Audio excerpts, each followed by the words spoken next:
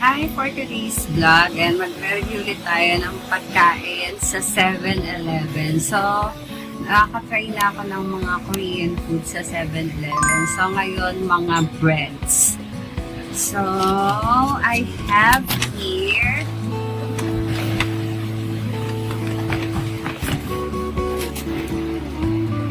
spam and egg. So, it's a breakfast burger.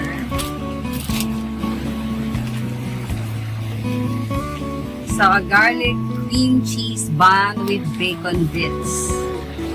Mainit na. Then, I have a burger again. Bacon and egg cheese.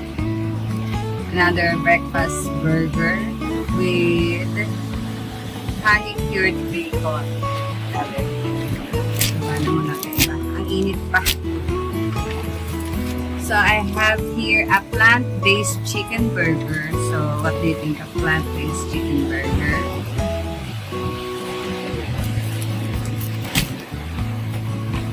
And a garlic cheese bun, again with chicken ham bits.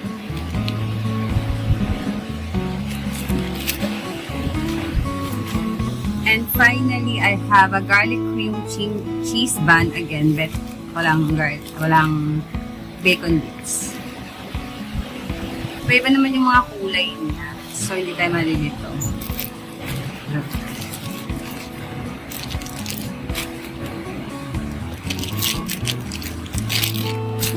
Lagyan. So, yeah. So, ilan na to?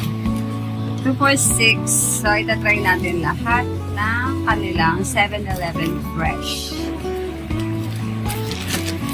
So, ano yung ba unahin natin?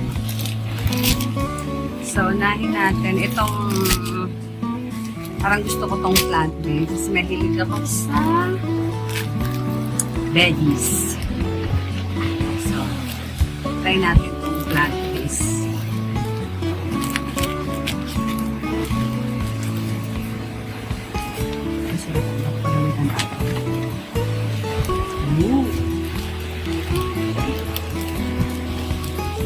Ganda ng packaging niya. Meron pa siyang papel. Mainit pa siya, guys. Mainit-init pa. Mahilig ako sa mga burger. Tingnan natin yung loob. So, plant-based siya. So, yun o. Init. Nakikita niyo yung usok.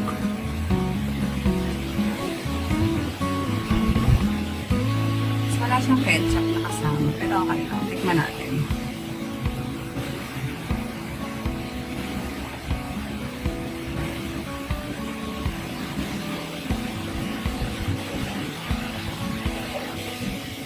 Wala pa akong nakalalasahan na ano.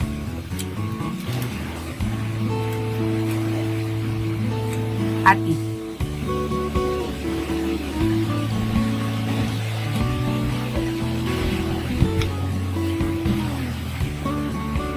Lambot ng bun niya. Or galing lang sa microwave.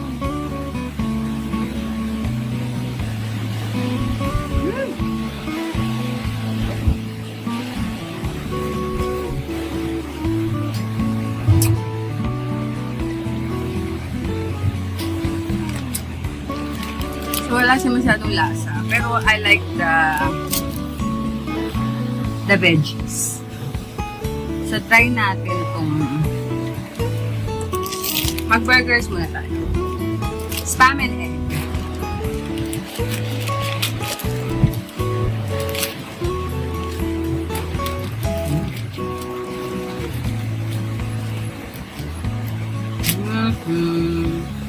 Natin palaman. Baka hindi totoo. Spam and egg. So, I like the bun.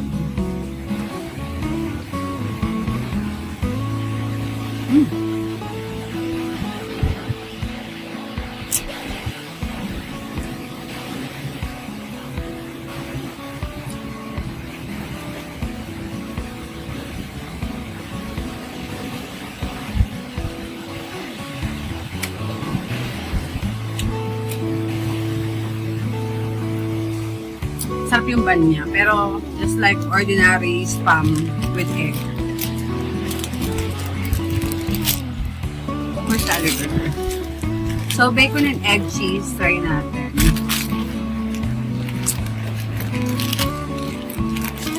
Madikit sa braces ko.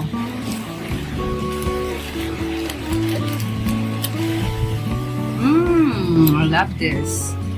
Hugot ko pa lang yung cheese lang.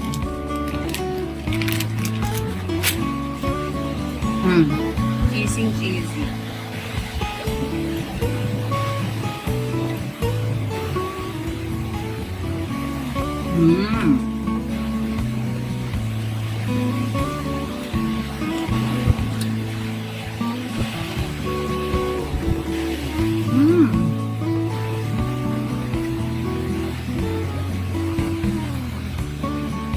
I love this.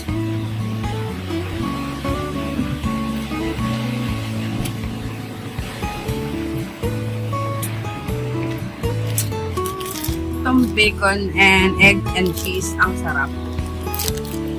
Hindi porket paborito ko si bacon. Pero sa tatlong burger na kanain ko, ay nang masarap, tapos malasa. Ayaw yun ng matabang. Better go to this bacon, egg, and cheese. So, try natin itong garlic cream cheese bun with bacon bits.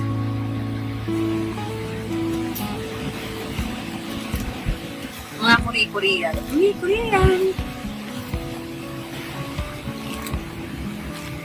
Oh, wala lang siyang fluffy siya. Amoy bawang parang pizza mo siyang kakain. Ooh. Bango.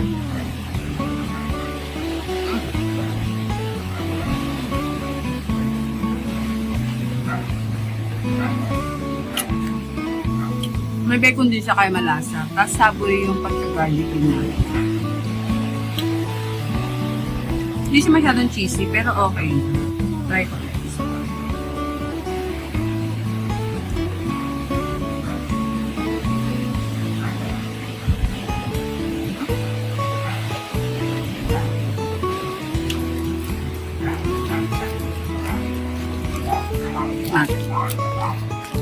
This tastes good. Try din natin tong garlic cream cheese bun. Pero wala siyang bacon. Kaya ako magpusan ko nung walang bacon.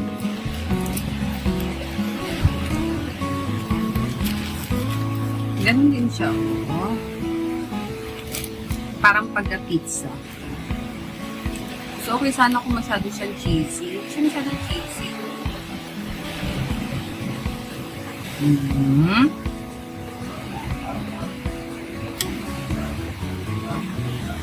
Mas masarap yung may bacon.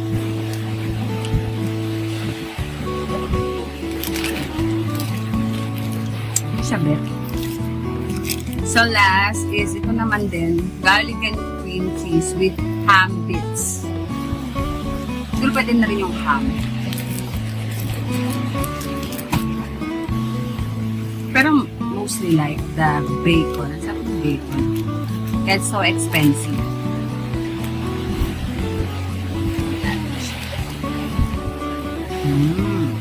Oh.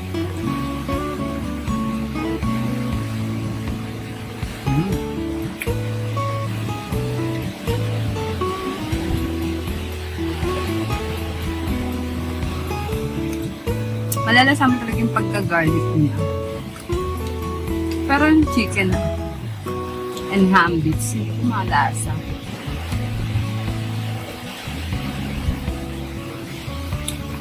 Pero good na rin. So, kung i-rate ko to, 10 over 10. Up to 10, ano siya? 7. Yan itong garlic cream cheese, 5. Ito, 8. Kasi love ko yung bacon. Una natin tinikman. Medyo matabang tong plant-based. So, pwede na rin siyang 5. Ito, this is ordinary, 5 Then the best one is this bacon and egg with cheese. Diba, nag-burp na ako. Sulit na sulit siya para sa cravings nyo. Tapos lasang-lasa yung bacon. Kung may kayo sa bacon, ayan, try this. And then, ito yung 10/10. Kasi pinaka-nagustuhan ko. Then, masyado sa cheesy. So, sulit ba yung pera nyo para dito? I think para dito okay. Pero dun sa iba, siguro pag nag-crave lang ka, okay na. Pero I'll try the most, what do you call that? Kasi naano ko to. Ano ba yun? Nakalimutan ko. Mas prepared ko to. Ito yung itin. So, that's all for my vlog. See you to another premiere. Thank you for watching. Bye-bye. Kainin ko ba ito lahat?